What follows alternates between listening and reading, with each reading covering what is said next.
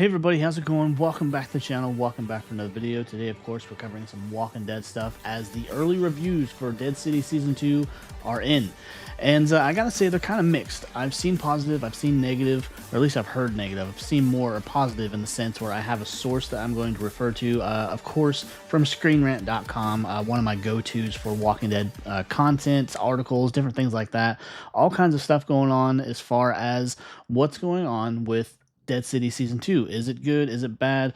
Are we gonna, have anything leading into the Walking Dead future? That part we're not sure of yet, but it seems like for the most part, Dead City Season 2 is performing quite well.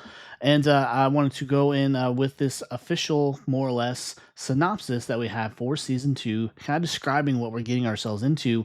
We're only a handful of days away now. We are coming up on, I want to say, 4 days until the premiere of Season 2 from the time that I'm recording this. But we got this official synopsis. Season 2 picks up with Negan under the control of Dama, who wants him, along with Croat, to unite the other groups in New York City so they can withstand an attack from New Babylon. Maggie, meanwhile, is forced to join the New Babylon forces on their way to Manhattan, offering herself in exchange so that her son Herschel won't be drafted or executed for dodging the draft, which is kind of extreme in one way, I guess, because we don't really know, I don't think anyways, a ton about New Babylon. We didn't really see too much of them in the first season.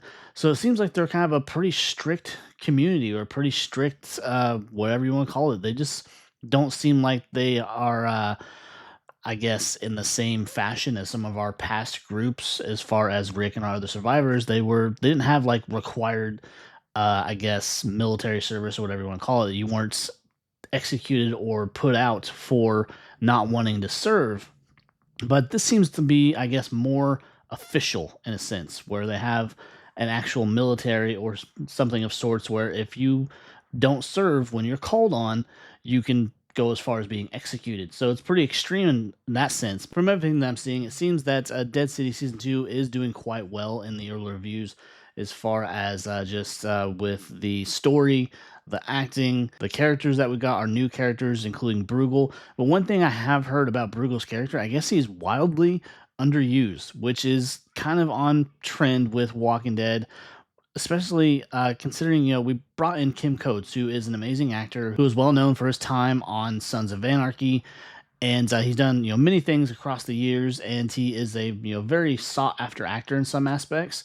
So to bring him in to underuse him, and that's kind of on par with Walking Dead, considering they did the same thing with Terry O'Quinn, who come in to play the part of Major General Beale, who's supposed to be this very big deal within this story, and they barely had him on screen, and then they snuffed him out there at the end of the series with little to no effort on Rick's part.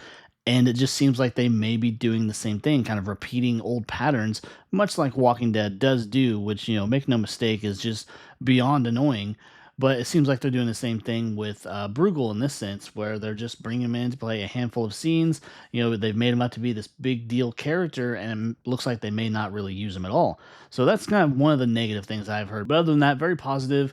Like I mentioned with the story and the acting, a lot of people really say that Lauren and Jeffrey just play off each other so well, and it's kind of more focused around them. But we do have our supporting characters, which do add something a little bit different to the mix. But they're saying that they are, I guess, as adorable as ever, or they just have this dynamic that really works for them on screen. And along with that too, Lauren also directs 2 episodes this season, and to have her direct as well as basically star, that's quite the workload for someone to take. And just kind of to play off one of the other negative things I have heard, where people are saying that Lauren's acting was, I guess, bad, which to me seems weird, considering that she's played this character for, what, 13, 15 years, somewhere around there. And to say that her acting is bad, the only way I think that would be the case is if she wasn't committing. And I don't see Lauren Cohan doing that, where she's not going to commit to a character, especially one that she's played for so long, which is just ridiculous to even say. So you have your naysayers about the season and everything, but for the most part, it seems like people are very happy with the season. And, more so because we're getting 8 episodes versus our normal 6. So we get a little bit more story, and it seems like it will end on a good note as far as doing the season or the series a favor where we could possibly see some other stuff building up to it. We don't have anything official yet. We just had rumors so far where this, along with Daryl Dixon, will only go to seasons 4 before they kind of wrap things up and prepare for the next phase of Walking Dead, which I hope is the return of Rick, of course, and our other survivors and getting our reunions and what have you. But for most part, it seems like everyone has enjoyed season 2 of Dead City, and so we do have something to look forward to. I was kind of on the side that it was going to be good because the trailers looked great. It looked more exciting and just more interesting than what I'd seen so far with Daryl Dixon. And I hope they kind of come to a head with that show too, where they have better ideas, they have better stories. But from everything I'm seeing, it just doesn't look like it's going to go that way. So I'm really kind of just basically disappointed that Daryl Dixon has turned out the way it has. But I hopefully that we get some kind of reprieve with this show and everything, and we'll see a good story. Hopefully they will put the whole Maggie Negan thing to rest, and they will forgive each other, or she will forgive him, and just kind of move past it and just, explore different characters a little bit more, because this season's supposed to actually cover Herschel and his darker side. So I will be interested to see where they take that story and just how much they'll involve Dama, even though I really think that Maggie's going to take a baseball bat to her skull, which will be very fun to watch.